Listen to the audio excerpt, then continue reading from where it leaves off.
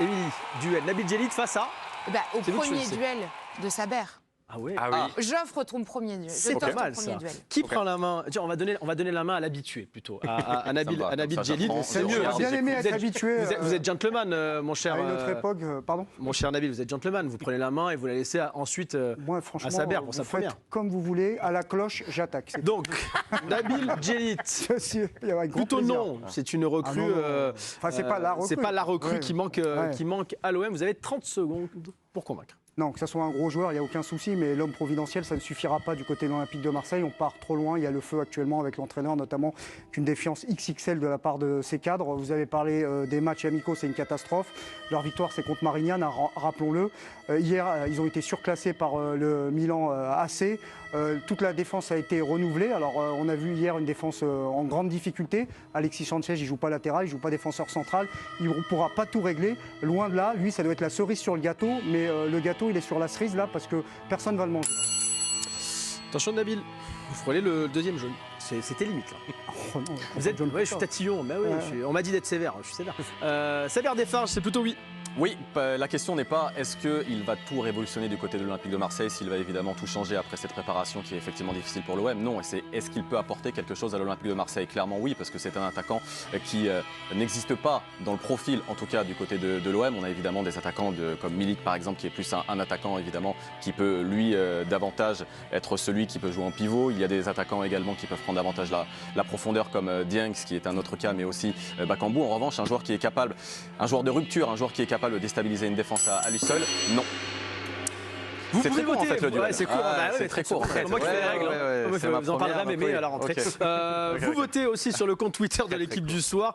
Plutôt oui, vous êtes d'accord avec Saber Desfarges, donc plutôt oui, vous votez pour Saber. Plutôt non, ce n'est pas le recrue qui manque à l'OM. Vous votez pour Nabil Djellit. Madame la Présidente, qui vous a convaincu, Nabil Djellit ou Saber Desfarges?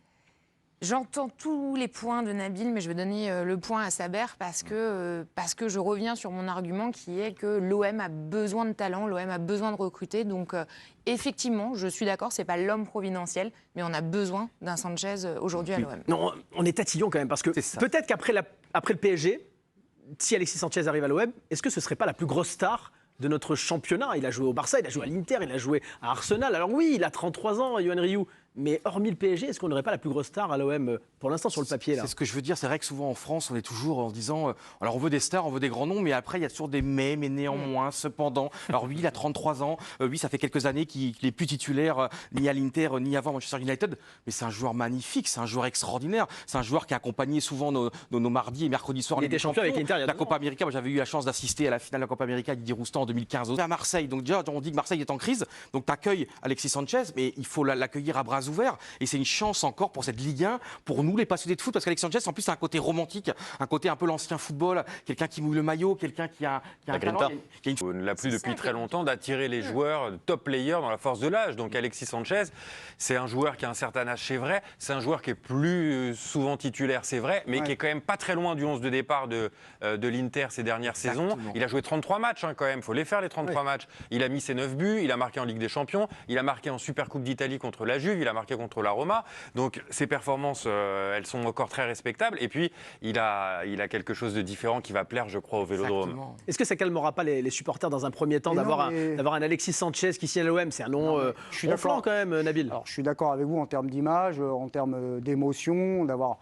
Ils attendent que ça, parce que là, pour l'instant, le recrutement, c'est deuxième zone, c'est deuxième division européenne. Ça, on va en parler avec Kevin Nieto dans un instant, le scout, pour parler de Tavares. J'amende, ce qui ne veut pas dire qu'il n'y a pas de bons joueurs, et qu'il ne va pas y avoir de bonnes surprises. Mais effectivement, là, c'est un nom, c'est une star, c'est un joueur référencé. Je suis d'accord avec toi, l'Inter, l'année dernière, il rendait des services avec quand même un salaire XXL. Ça, pour l'Inter, c'est quand même une bonne affaire de se délester aussi d'Alexis Sanchez. Il n'est pas retenu par l'Inter.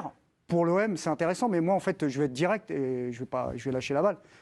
Moi, je crois que là, ça va très mal. On va parler de Tudor dans un instant avec les infos. Romain Aran va nous donner les infos. Mais justement, ça me permet juste de rebondir sur Igor Tudor.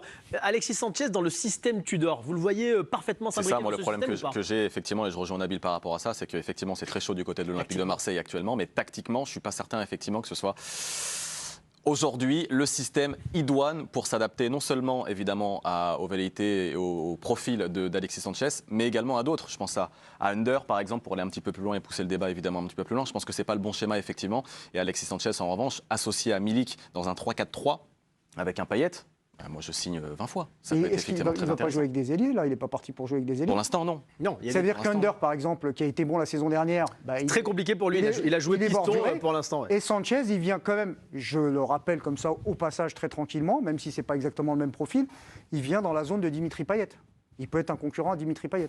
Justement, Romain, on parlait d'Igor Tudor, Romain. C'est vrai que ça chauffe à Marseille entre les joueurs et Igor Tudor. Oui, c'est une information de nos confrères de La Provence. Les cadres de l'OM et notamment Dimitri Payet sont allés voir Pablo Longoria pour lui demander d'avoir une réunion à propos d'Igor Tudor, je cite, pour discuter de cette ambiance pesante et essayer d'apaiser le climat. Les joueurs marseillais qui voudraient qu'Igor Tudor, le Croate, fasse preuve d'un peu plus de pédagogie. Pour le moment, on ne sait pas si cette réunion a lieu ou a eu lieu. C'est inquiétant ou intelligent, Madame la Présidente, de faire ça, de provoquer une réunion avec le coach avant que la saison ne commence finalement? Alors c'est inquiétant qu'on le sache, c'est rassurant qu'il le fasse. C'est-à-dire que c'est comme dans un couple, il vaut mieux percer l'abcès dès le début et peut-être effectivement se mettre autour de la table et se dire bon ok, alors ça va pas, ça va pas. Après, ça dépend des intentions. Est-ce que les joueurs vont demander la tête de Tudor ou est-ce que c'est une réunion pour mettre les choses à plat et repartir du bon pied? Alors après, j'espère que... Enfin, attendez, il n'est pas arrivé non plus depuis 6 mois. Quoi, pour moi, c'est fini. 15 juillet. Pour moi, c'est fini ou ça va mal finir. 15 juillet, mais vous imaginez, ça fait même pas un mois. Pardon? Il est là depuis attendez, mais il y a déjà une fronde XXL, c'est-à-dire que Payet, il demande une réunion avec les joueurs cadres pour dire que ça ne va pas avec l'entraîneur.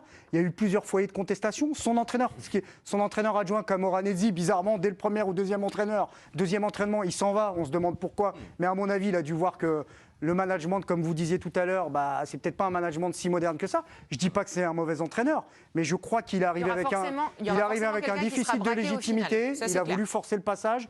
Il s'est mis quasiment tout le monde à dos, voilà, clairement. Hier, il sort Guendouzi à la mi-temps, je ne suis pas sûr que ça soit bien passé. Milik, il le rentre à la mi-temps, il ne le fait pas jouer comme titulaire. À Marseille, il n'y a pas de temps. Et donc, Longoria, il va être confronté à un énorme écueil, parce que moi, je pense que les joueurs, ils ne veulent plus d'entraîneur déjà. C'est soit il prend ses responsabilités maintenant, et politiquement, pour lui, ce n'est pas terrible, soit il attend un peu s'il n'y a pas de mauvais résultats, il le laisse et il espère que ça se tasse. En revanche, s'il y a des mauvais résultats très vite, il ne peut pas sortir. Il n'aura pas de temps. Il aura pas de temps. Mais David, il ne trouve pas que c'est triste à quoi on assiste. On sait très bien toujours qu'il n'y a pas le temps dans le football. Mais pour moi, justement, quand on veut faire un beau projet, il faut du temps. Tidor arrive. Déjà, ce n'est pas la même façon d'entraîner, ce n'est pas la même façon de tactique. Ça casse tout. Et surtout, c'est que là, il est arrivé il y a quelques semaines seulement. Et moi, je trouve ahurissant. Il parle mal aux joueurs, Oui, mais il parle mal aux joueurs.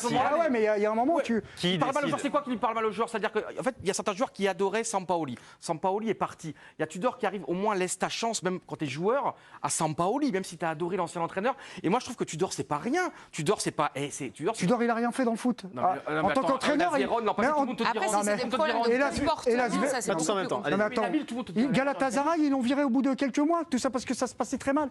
Il n'y a pas de place à la communication avec lui. Donc, Longoria, quand même, ne l'a pas choisi par hasard. Mais Longoria, c'est pas. Justement. C'est un apprenti sorcier. Justement, il a raison. Ce qui se passe là, c'est déjà un échec, je trouve, pour Pablo Longoria. Et j'entends à longueur de débat que l'on tresse des louanges à Pablo Longoria. Là, il y a quand même quelque chose qui s'est passé et qu'il va falloir élucider, parce que s'il arrive à licencier un entraîneur avant le premier match, il le fera pas. Ce serait fou.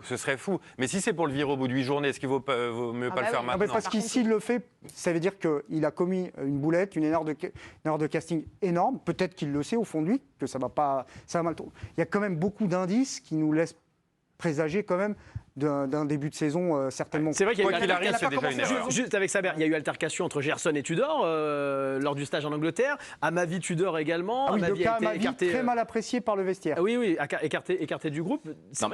Évidemment que les signaux actuellement ils sont négatifs, mais jusqu'à présent, j'ai jamais vu en fait une préparation qui a auguré sur le reste de la saison. Moi, je pense que Tudor est arrivé il y a si peu de temps, il a tellement de temps.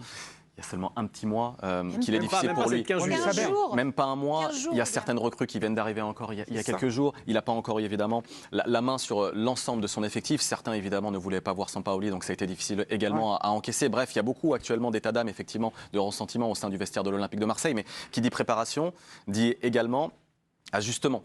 Et si les joueurs actuellement demandent également une réunion, c'est pour tenter de trouver une solution, faire preuve d'un peu plus de pédagogie, comme le dit justement par exemple la Provence, pour avancer ensemble main dans la main. Parce qu'aujourd'hui, on ne peut pas virer un entraîneur comme Igor Tudor. Ce serait un terrible désaveu pour celui qui l'a choisi, à savoir le président. Sauf si les joueurs, et là je rejoins Nabil, c'est la question que je vous pose, Madame la Présidente. Si jamais les joueurs font une fronde et disent, voilà, nous on ne veut plus être coachés par Igor Tudor parce que les séances sont trop compliquées, on ne prend pas de plaisir à l'entraînement. Il y a deux sujets pour moi. Il y a le sportif, si le sportif ça se passe pas bien parce qu'effectivement le rythme est trop compliqué, etc. Rappelez-vous que l'arrivée de Sampaoli, c'était pas non plus maman les petits oiseaux à son arrivée, ça a été pas mal hyper d'expressions. Il y avait des critiques aussi. Et par contre, le point que tu disais, Nabil, sur le fait de relationnellement, ça ne se passe pas bien parce qu'il y a des insultes ou quoi que ce soit, pour moi, c'est deux sujets différents. Soit tu te plains effectivement pour le sportif parce que potentiellement tu t'y retrouves pas, tu es trop fatigué, etc. C'est une plainte sportive. Et pour moi, tu suis l'entraîneur ou tu suis pas. C'est un choix aussi. Ils l'ont pas fait venir comme ça au hasard. Je rappelle qu'il est arrivé en moins de 24 heures.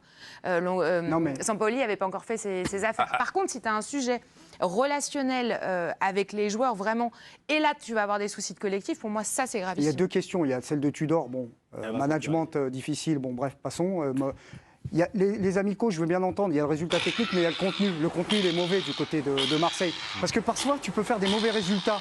Mais tu sais, à la 50e, 55e, tu sors ton équipe type. Tu menais 1-0, tu perds 2-1. Mais là, la seule équipe qui batte, c'est Marignane. Ils se font balader hier d'une manière incroyable. C'est vous derrière, Nabil, là? Ouais, c'est moi. parce qu'il a gagné. Ah oui, parce qu'il a gagné le sondage. Juste, Sanchez est-il la recrue qui manque à l'OM? Vous avez voté sur le compte Twitter de l'équipe du soir, 62%. Je suis Sanchez, là. De non. C'est pour le deuxième jaune. J'aurais voulu la faire, j'aurais voulu. Ah, j'adore. Non, mettez-moi en prison, Karim.